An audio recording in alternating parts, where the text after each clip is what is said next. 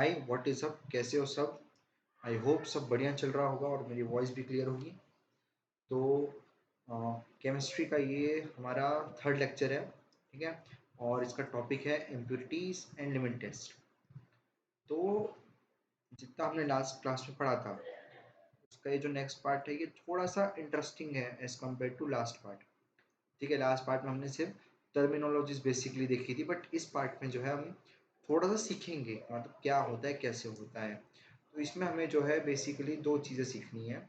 सबसे पहले इम्प्यूरिटीज़ के बारे में, ठीक है। लास्ट क्लास में आपको याद होगा तो मैंने बताया था कि इम्प्यूरिटीज़ का मेजरमेंट हम किससे करते हैं, ठीक है। इम्प्यूरिटीज़ के लिए मेजरमेंट्स का जो कॉन्सेंट्रेशन है हम उसे कैसे कैसे डिफाइन करते हैं, इसीलिए हमने वो पहले सीखा, ताकि आज जो क्लास में हम इम्प्यूरिटीज़ सीखेंगे तो हम उसके मेजरमेंट को समझ सकते हैं। ओके, एंड देन हम सीखेंगे लिमिट टेस्ट। लिमिट टेस्ट मतलब क्या है? To define the limit, to define the limit, ठीक है। हमें एक लिमिट डिफाइन करनी है। जैसे हम बोलते हैं ना, गाड़ी की स्पीड लिमिट होती है, तो उसी तरीके से इम्प्योरिटीज की भी एक लिमिट होती है। इम्प्योरिटीज क्या है? इम्प्योरिटीज मतलब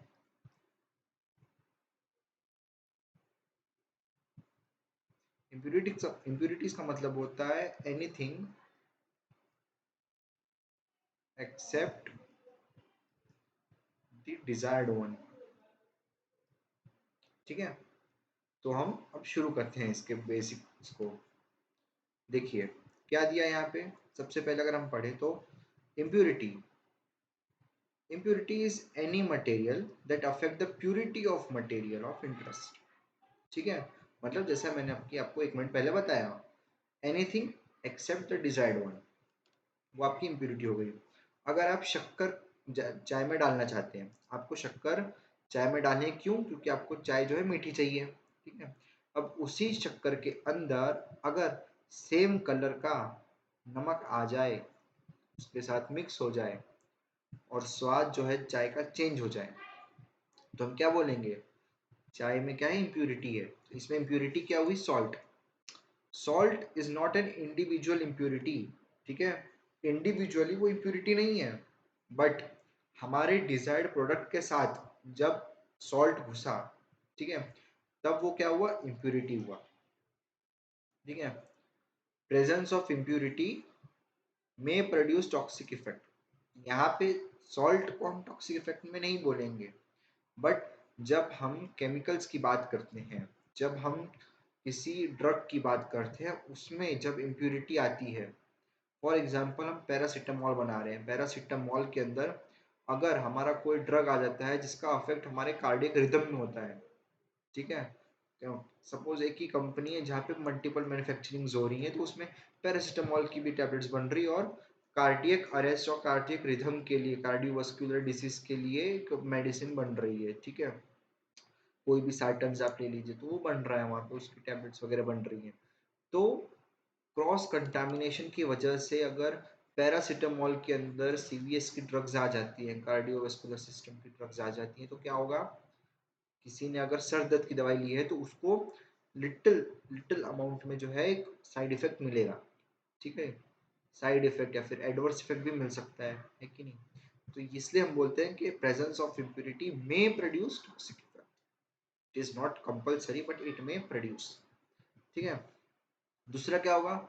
it may lower the strength of pharmaceutical substance, ठीक है। पैरासीटामोल की जो टैबलेट थी उसमें 500 mg पैरासीटामोल होना चाहिए था, बट वहां पे इम्प्यूरिटी आ गई 10 mg, तो क्या हो गया? जो पैरासीटामोल 500 mg होना चाहिए था वो कितना हो गया? 490। अब 500 mg क्यों होना चाहिए था? क्योंकि मिनिमम इफेक्टिव कॉन्सेंट्रेशन MEC जो पैरासीटामोल का आइडेंटिफाई हुआ वो हुआ 500 mg। 500 mg से अगर कम रहा तो उसका मिनिमम इफेक्टिव कॉन्सेंट्रेशन तक नहीं पहुंच पाएगा पैरासीटामोल, और हमें उसका इफेक्ट नहीं मिलेगा, ठीक है। तो यहाँ जब वो 490 हो गया तो ये हुआ ना कि उसकी स्ट्रेंथ कम हो गई, ऑलराइट। फिर अब कॉमन इम्प्यूरिटीज क्या है? Lead, arsenic, iron, chloride, heavy metals, ठीक है। ये सब जो है कॉमन इम्प्यूरिटीज हैं। मैंने तो ये जो अभी आपको एग्जांपल है वो जस्ट एग्जांपल थे, ठीक है। टाइप्स क्या होते हैं हमारी इम्प्यूरिटी के? Organic, inorganic residual. ऑर्गेनिक में कैसे आएंगे, जिसमें ऑक्सीजन कार्बन होंगे, उसके अलावा जो आएंगे वो सभी ऑर्गेनिक आएंगे। और रेसिडुअल मतलब रेसिड्यू फॉर्मेशन से जो बनेंगे वो होंगे residual types of impurity. Okay, चलिए अब हम देखते हैं। और इन तीनों का मतलब क्लासिफिकेशन में थोड़ा सा डिफिनेशन के हिसाब से दे दिया आपको, ताकि आप जब पढ़ें इसी में से तो आपको इजी पढ़े। देखो, organic impurities basically arise during synthesis, purification and storage of drug substance. They may be identified or non-identified. They basically include starting material, byproduct, synthesis, intermediate। मतलब एक केमिकल प्रोसेस में, ठीक है, एक प्रोसेस में, सिंथेसिस में जो भी चीजें आएंगी, चाहे वो स्टार्टिंग मटेरियल हो, मतलब हमारा रॉ मटेरियल, हमारा बाय प्रोडक्ट मतलब एक्चुअल प्रोडक्ट के अलावा जो एक्स्ट्रा सब्सटेंस मिलते हैं वो, सिंथेसिस इंटरमीडिएट मतलब बीच में जो कोई प्रोडक्ट बन गया, रीएजेंट, लिगेंड, कैटलिस्ट, ये में कोई भी होगा अगर वो हमारे मेन प्रोडक्ट में अफेक्ट हो रहा है, मेन प्रोडक्ट में एंटर कर रहा है, तो वो हमारा क्या हो जाएगा, इम्प्यूरिटी हो जाएगा। ओके, कभी कभी वो आइडेंटिफाई हो जाते हैं जब हमारा उसका क्वालिटी कंट्रोल टेस्ट होता है, कभी कभी नॉन आइडेंटिफाइड रह जाते हैं। ओके, उसके अलावा inorganic, they often derive during manufacturing process, they are generally identified, they basically include reagent, ligands, catalyst, heavy metals, inorganic salts. देखो सबसे इजीली ये जो है, ये दोनों heavy metals and inorganic salt सबसे इजीली आइडेंटिफाई हो जाते हैं। ज्यादा टाइम आइडेंटिफाई करने में किसको लगता है, रिएजेंट, लिगेंड एंड कैटलिस्ट को। बट इनऑर्गेनिक है तो जब मैन्युफैक्चरिंग प्रोसेस के बाद उनका क्यूसी टेस्ट होता है, ठीक है, या फिर in process quality control test होता है, तब वो आइडेंटिफाई हो जाते हैं केमिकल टेस्ट में। और रेसिडुअल भी जो है वो मैन्युफैक्चरिंग प्रोसेस में ही होता है, ठीक है, इनऑर्गेनिक भी, रेसिडुअल भी। बट क्या है, these are impurities that are basically present in solvents used in manufacturing, pharmaceutical manufacturing. मतलब ये क्या होते हैं, सॉल्वेंट्स में प्रेजेंट होते हैं। बट इनऑर्गेनिक इम्प्योरिटीज का ऐसा कुछ नहीं है, ये may be solvent, may be solute, किसी भी फॉर्म में प्रेजेंट हो सकते हैं। ओके, देखो सोर्सेज क्या है, मतलब सोर्सेज तो इतने सारे, आप जहां सोचो वहां सोर्सेज होंगे। सबसे पहला रॉ मटेरियल, आपने रॉ मटेरियल लाया, सपोज आपने एस्पिरिन को ऑर्डर दिया है किसी मैन्युफैक्चरर को कि हमें 500 किलो एस्पिरिन चाहिए, वो एस्पिरिन भेज रहा है। बट वो एस्पिरिन के साथ साथ जो है पैरासीटामोल की भी मैन्युफैक्चरिंग करता है रॉ मटेरियल में। ओके, उससे क्या हुआ कि आधी बोरी में एस्पिरिन भरा था, आधी बोरी में पैरासीटामोल, बट लेबलिंग नहीं थी। लेबलिंग नहीं थी तो क्या हुआ, किसी ने गलती से एस्पिरिन में ही पैरासीटामोल को मिक्स कर दिया, और फिर उसके बाद लेबलिंग लगी कि भाई ये पैरासीटामोल तुम यूज करो। ये हो गया रॉ मटेरियल टाइप इम्प्योरिटी। फिर रिएजेंट, ठीक है, रिएजेंट भी कभी कभी एज एन इम्प्योरिटी घुस जाएगा आपके मेन प्रोडक्ट के अंदर। मेथड में गलती हो गई, ठीक है, आपको प्रोसेस ए फॉलो करनी थी, आपने प्रोसेस ए फॉलो करते करते बी फॉलो कर लिया, तो क्या हो गया, ए से बी में जो है ट्रांजिशन हुआ, मेथड चेंज हुई। उसके वजह से अगर हीट ज्यादा करनी थी, हीट कम हो गया, ठीक है, उसकी वजह से क्या हो गया, कुछ फॉर्मेशन और होना था, कुछ फॉर्मेशन और हो गया। बनना क्या था, एक्स बनना था ज्यादा हीट देने पे, बट मेथड में क्या हुआ, गलती से हीट जो है कम हुई। तो आपको पता है कि टेम्परेचर की वजह से भी प्रोडक्ट्स डिफर करते हैं। ज्यादा हीट पे एक्स बन रहा था बट कम हीट मिलने पे वाई बन गया। तो ये हो गया मेथड का सोर्स, जहां से इम्प्यूरिटी आ सकती है। सॉल्वेंट, ठीक है, सॉल्ट वाटर चाहिए था, शुगर वाटर आ गया, इसको ही पता चल पाएगा। मिक्स तो दोनों हो जाते हैं इवनली डिस्ट्रीब्यूट होके, सॉल्वेंट के थ्रू इम्प्यूरिटी आ गई। एटमॉस्फेरिक कंटामिनेशन, जिससे सबसे ज्यादा बीमारियां भी होती हैं, एटमॉस्फेरिक कंटामिनेशन, ठीक है, मतलब माइक्रोब्स प्रेजेंट होंगे एयर में, वहां से कंटामिनेट हो गया अगर हमने प्रॉपरली उसको सील फील नहीं किया तो। फिर रिएक्शन विद वेसल, ठीक है, ग्लास में लीचिंग होती है, ठीक है, लीचिंग मतलब इनर लेयर जो है उनकी ग्लास की, वो मिक्स हो जाती है प्रोडक्ट में अगर ज्यादा उसमें फ्लोरा है तो, ठीक है। प्लास्टिक जो है, प्लास्टिक का कंटामिनेशन होता है कभी कभी। प्लास्टिक अगर हाई टेम्परेचर पे रहा तो उसके जो पॉलीमरिक फॉर्म्स रहते हैं, पॉलीमरिक सब्सटेंस रहते हैं, वो हमारे मेन प्रोडक्ट में आके मिल जाते हैं, ठीक है। तो ये होता है। फिर पैकेजिंग मटेरियल, कार्टन्स हो गए, ठीक है, एल्यूमिनियम हो गया, पतला एल्यूमिनियम, ठीक है, उससे बहुत सारी पैकेजिंग बनती है। इनके भी रिएक्शंस हो सकते हैं जिससे कंटामिनेशन, इम्प्योरिटी आ सकते हैं। और स्टोरेज कंडीशन बहुत इंपॉर्टेंट है। अगर स्टोरेज कंडीशन स्टेराइल नहीं है, ठीक है, अगर प्रोडक्ट को हमारे कोल्ड टेम्परेचर पे रखना है, उसके अलावा हमारे प्रोडक्ट को अगर हॉट टेम्परेचर पे रखना है, तो इन सब टाइम पे जो है स्टोरेज कंडीशंस प्ले करती है रोल। अगर ये जो इनकी कंडीशंस है वो मेंटेन नहीं हुई स्टोरेज कंडीशंस, तो क्या होगा, माइक्रो वेंटर हो जाएंगे, माइक्रो क्या कंटामिनेट कर देंगे और इम्प्यूरिटी, माइक्रो वैसा इम्प्यूरिटी उसमें प्रोडक्ट में रहेगी। ठीक है, आई होप आपको सोर्सेस क्लियर है। ठीक है, तो अब नेक्स्ट हम बढ़ते हैं लिमिट टेस्ट की ओर के। लिमिट टेस्ट क्या होते हैं, देखिए, लिमिट टेस्ट मतलब हमें एक लिमिट डिफाइन करनी है कि हमारा जो प्रोडक्ट है, हमारा जो एक सैंपल है, हमने जो एक मटेरियल लिया है, उसके अंदर इम्प्यूरिटी जो है इतनी ही होनी चाहिए, मतलब इतनी ही एक्सेप्टेड है। और वो हम कौन से कॉन्सेंट्रेशन मेजर करते हैं, वो करते हैं पार्ट्स पर मिलियन से, पीपीएम। ठीक है, मतलब इतना पीपीएम ही होना चाहिए, इससे ज्यादा नहीं होना चाहिए वो प्रेजेंट। उसके लिए हम डेफिनेशन देखेंगे कि limit test is a quantitative और semi quantitative test to control small quantities of inorganic impurities which are likely to be present in pharmaceutical substance. Limit test जो है all the time हम एक inorganic impurity के लिए use करते हैं। ठीक है, ऑर्गेनिक इम्प्योरिटीज को कैसे हमें आइडेंटिफाई करना है उसके लिए दूसरी टेस्ट है, वो हम कभी और देखेंगे।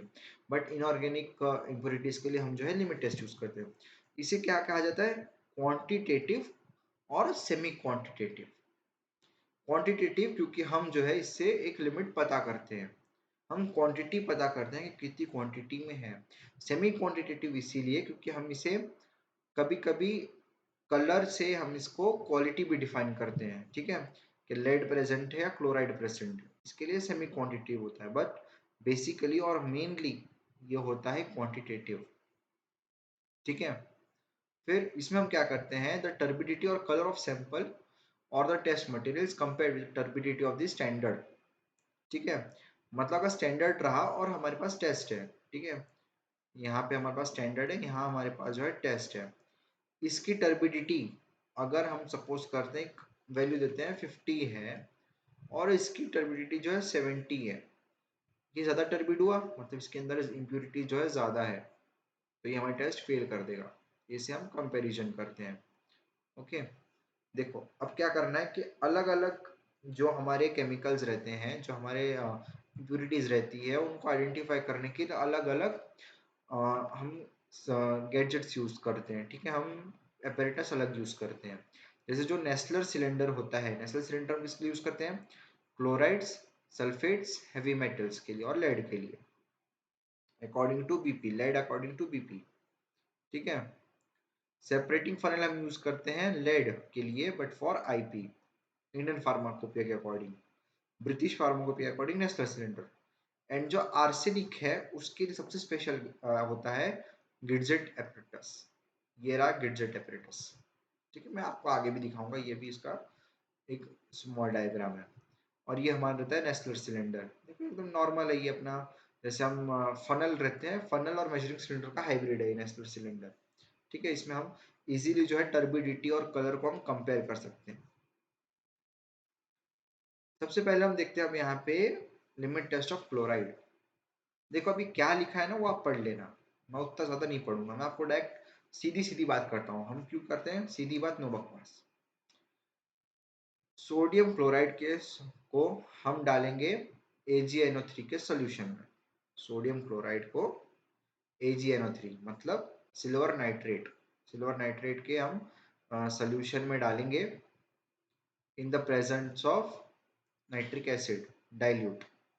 हमें क्या मिलेगा, सिल्वर क्लोराइड और सोडियम नाइट्रेट। देखो सिंपल है, वही चीज यहाँ पे लिखी हुई है।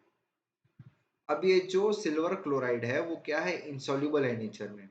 इनसॉल्युबल है मतलब ये टर्बिडिटी प्रोड्यूस करेगा हमारे सोल्यूशन के अंदर।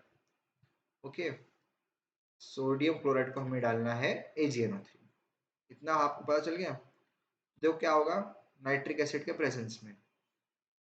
तो हमारे पास ये हमारा टेस्ट रेडी हो गया जिसमें AgCl प्रोड्यूस हुआ, टर्बिडिटी है उसकी, और हमारे पास एक स्टैंडर्ड रहेगा जिसमें हम स्टैंडर्ड सोल्यूशन डालेंगे किसका, क्लोराइड का, और हम दोनों की जो टर्बिडिटी है कंपेयर करेंगे। ठीक है, जो ज्यादा टर्बिड रहेगा वो फेल हो जाएगा।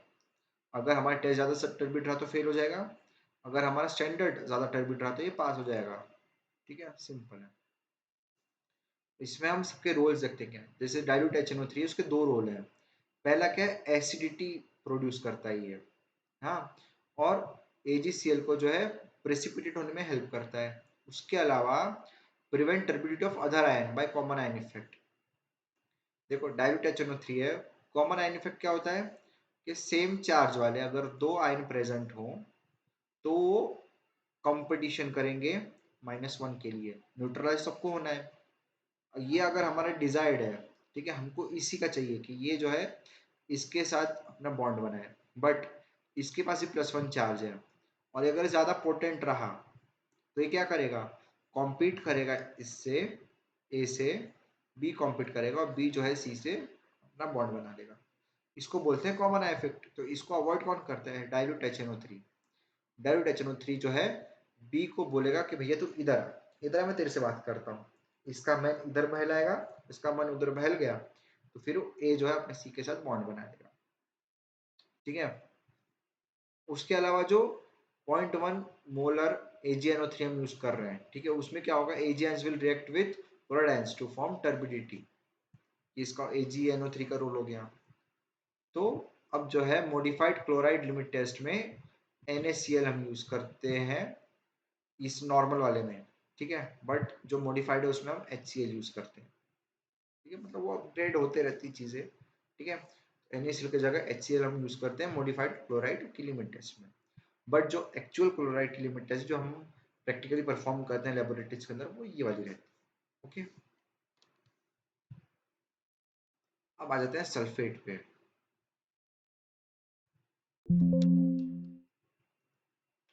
सल्फेट की लिमिट टेस्ट, ठीक है, सल्फेट की लिमिट टेस्ट में क्या होगा, हमारा एक सल्फेट वाला कंपाउंड होगा, ठीक है, जो हमारा सैंपल रहेगा, उसको हम रिएक्ट करवाएंगे किससे, बेरियम क्लोराइड के साथ इन दी प्रेजेंस ऑफ HCl। तो हमको क्या मिलेगा, बेरियम सल्फेट और KCl। ठीक है, लेकिन जो ये रिएक्शन हो रही है उसमें हम क्या डालेंगे, बेरियम सल्फेट रिएजेंट। ठीक है, बेरियम सल्फेट रिएजेंट डालेंगे। ठीक है, क्यों, उससे जो रिएक्शन है ना वो ज्यादा प्रोमिनेंट हो जाती है। ठीक है, फिर आखिरी में जो हमारे पास बेरियम सल्फेट बनेगा ना, उसका जो टर्बिडिटी रहेगा वो ज्यादा अच्छे से हमें क्लियरली विजिबल होगा। उसके लिए हम क्या करेंगे, बेरियम सल्फेट रिएजेंट डालेंगे। तो बेरियम सल्फेट रिएजेंट का कंपोजिशन क्या होता है, इसमें होता है बेरियम क्लोराइड, ठीक है, पोटेशियम सल्फेट एंड इथेनॉल। ठीक है, वो इथेनॉल आपको पीना नहीं है, वो इथेनॉल इसमें डालना है। ठीक है, सुन के आपको मन हो जाता है अरे मजा आ जाए, लेकिन नहीं, वो इथेनॉल इसमें डालना है।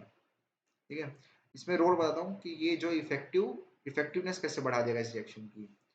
K2SO4, ठीक है, पोटेशियम सल्फेट क्या करेगा, increase sensitivity of ionic concentration.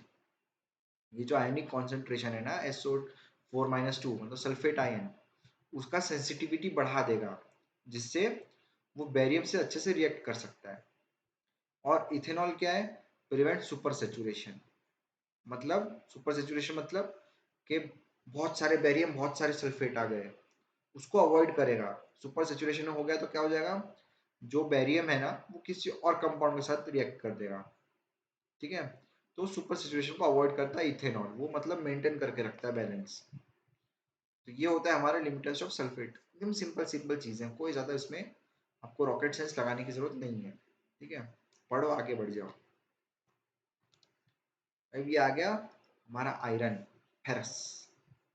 देखो ये जो है ना चीजें देखने में अच्छी लगती हैं, ये कहीं पूछी नहीं जाती, so this is only for understanding. ठीक है, इसको ध्यान मत रखना ये है H2Fe2COH जरूरत नहीं है। मेन जो चीज है वो बताता हूँ क्या करना है। क्या याद रखना है? Interaction of थायोग्लाइकोलिक acid with iron in presence of ammonia. ठीक है, अब आप बोलोगे सर आपने गलत पढ़ दिया, अमोनिकल अल्कली है वो, अमोनिया। बताता हूँ कैसे। Solution and citric acid. Citric acid और अमोनिया के प्रेजेंस में थायोग्लाइकोलिक एसिड CH2SH का रिएक्शन हमने किससे करवा? आयरन से। आयरन का फॉर्म क्या है? रिक फॉर्म, Fe3+ फेरिक। ठीक है, और ये Fe2+ का होता है फेरस। ओके, तो फेरिक फॉर्म को जो एक्चुअल आयरन होता है उसका हमने रिएक्शन करवाया थायोग्लाइकोलिक एसिड से in presence of citric acid and ammonia. उससे क्या बना? सबसे पहले बना फेरस। फेरस वापस इसी से रिएक्ट करेगा और फिर एक ऐसा कॉम्प्लेक्स बना लेगा, एकदम खतरनाक दिखेगा, इधर उधर इधर सारे बॉन्ड लगे हुए हैं। ठीक है, +2H+। ये हो गया लिमिट टेस्ट। ये जो है एक पर्पल कलर का शायद फॉर्म होता है। हाँ, ये पर्पल कलर का जो है हमें फॉर्म होगा यहाँ पे, पार्टिकल्स मिलेंगे जिससे हमारा जो सॉल्यूशन है पर्पल कलर का ही बन जाएगा। अमोनिया क्या करता है? अल्कली मीडिया बनाता है। ठीक है, और पर्पल कलर वो छोड़ दो, अल्कली मीडिया प्रोवाइड करता है इस रिएक्शन के लिए। सिट्रिक एसिड क्या करता है? ये बड़ा अच्छा रोल है सिट्रिक एसिड का। मेन खेल तो भाई साहब खेल गए। Basic medium is provided by ammonia, तो उससे क्या होगा?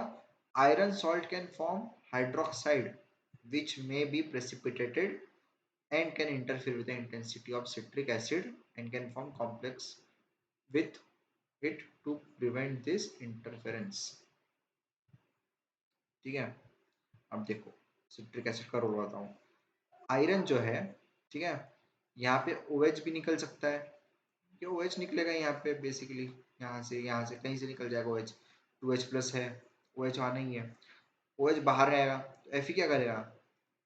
FeOH थ्राइस या फिर FeOH ट्वाइस, ये फॉर्म हो जाएगा।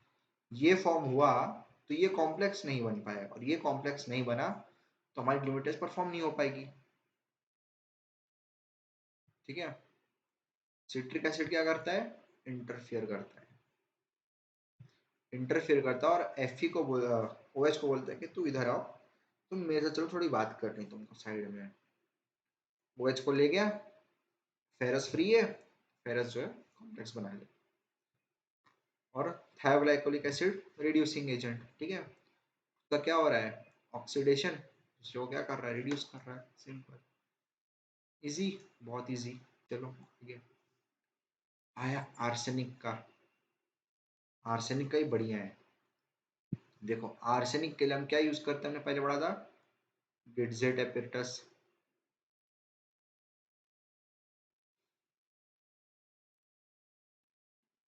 अब आपका कॉलेज, मेरा कॉलेज गरीब था, हमारे कॉलेज में ये तो होता नहीं है, तो क्या करते हैं? एक लेते हैं लंबा सा वॉल्यूमेट्रिक फ्लास्क, उसके बीच में डालते हैं कॉटन, जो लीड एसीटेट वूल है ना यहाँ पे, अमीरों वाले शॉप, वो यूज नहीं करते, वो कॉटन डाल देंगे, कॉटन डाल देंगे बीच में। और जो वॉल्यूमेट्रिक फ्लास्क का ओपनर रहता है ना, जहाँ पे हम वो उसका स्टॉपर लगाते हैं, वहां पे वो जो है मर्क्यूरी मर्क्यूरस क्लोराइड पेपर लगा देते हैं। ठीक है, mercurous chloride, mercury chloride paper. ठीक है, पेपर लगा देंगे और दबा देंगे पेपर, एक वेट रख देंगे ऊपर, बोलेंगे परफॉर्म करो इसके अंदर। और हमने ये परफॉर्म किया हुआ है। ठीक है, ऐसे ही परफॉर्म किया है। गिटसेट एपरेटस थोड़ा सा महंगा आता है और कॉलेज बोलते हैं क्यों बच्चे हैं, फीस लो बस खत्म करो। ठीक है, तो आज की रिएक्शन देखते हैं कैसे। रिएक्शन बड़ी इजी है, आर्सेनिक एसिड को रिएक्शन कराना स्टेनस एसिड से। ठीक है, स्टेनस एसिड केमिकल मिल जाता है आपके उस लेबोरेटरी में। ठीक है, उससे बनेगा आर्सेनियस एसिड और H2SNO3। ठीक है, अब जो आर्सेनियस एसिड है उसको हाइड्रोजन के साथ रिएक्ट कर देना है, मतलब वो अंदर ही अंदर हो जाएगा, ये चीजें अंदर ही हो जाएंगी इधर ही। आपको उस आर्सेनिक एसिड को स्टेनस एसिड में डाल देना है, बाकी चीजें अंदर ही अंदर हो जाएंगी।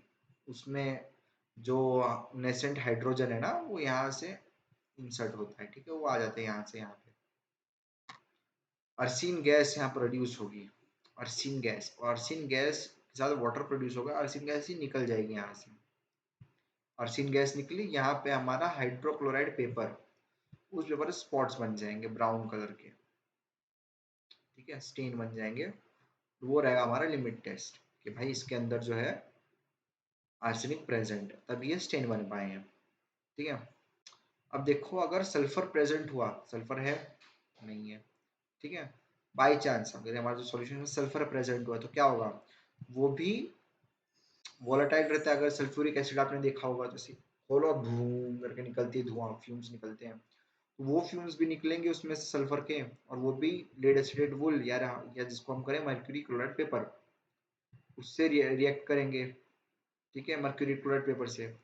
उसको अवॉइड करने के लिए, उसको ट्रैप करने के लिए यहाँ पे क्या डाला गया है, लीड एसिटेट वुल, ठीक है, ताकि जो सल्फर आए उसको वुल रोक ले कि तुम यहीं रुको, तुम्हें ऊपर जाने की जरूरत नहीं है, हम यमराज के दूध है, तुमको यहीं रुकना है। और ऊपर कौन जाएगा फिर हमारा आर्सेनिक, मतलब आर्सिन गैस, ठीक है। इस तरह जो है सल्फर को थोड़ा बेवकूफ बनाया जाता है और उसको रोक लिया जाता है साइड में, ताकि आर्सिन का जो हमें लिमिट टेस्ट मिल जाए। ये हो गया आर्सेनिक का लिमिट टेस्ट। लास्ट में एक बचा छोटा सा, limit test of heavy metals. Limit test of heavy metals, देखो क्या लिमिट है इसकी, 20 ppm। आयरन की कितनी थी बताओ, नहीं बता पाओगे, तुमने पढ़ा ही नहीं, मैंने बताया नहीं था उस टाइम पे। 40 ppm फॉर आयरन, यहाँ पे 20 ppm, ठीक है। कोई भी हैवी मेटल हो, ठीक है, उसका रिएक्शन H2S मतलब हाइड्रोजन सल्फाइड से करवा दो तो हमें क्या मिल जाएगा, sulphide of heavy metal. Act reaction है, ब्राउन कलर का रहेगा, ठीक है, और जो है टर्बिड सोल्यूशन हमें मिल जाएगा। यहीं पे जो है लिमिट टेस्ट सारी खत्म हो जाती है। इसके अलावा एक लेड की लिमिट टेस्ट होती है, तो आपके सिलेबस में डिप्लोमा के वो नहीं है, तो जब आप जीपेट के लिए पढ़ेंगे तब हम आपको पढ़ाएंगे, ठीक है। अभी आप इतना जोर मत दीजिए, आपके सिलेबस में जितना है आपके लिए उतना इंपॉर्टेंट है, आप उसको अच्छे से पढ़ लीजिए। इतना जो है 10 स्लाइड्स मैंने आपको पढ़ाई हैं, उसको अच्छे से एक बार पढ़ लेना, ठीक है। ग्रुप ज्वाइन कर लेना, उसमें आपको अपडेट मिल जाएंगे, नोट्स मिल जाएंगे, ठीक है। बने रहने के लिए धन्यवाद, मिलते हैं अपने से नेक्स्ट एपिसोड में। Thank you.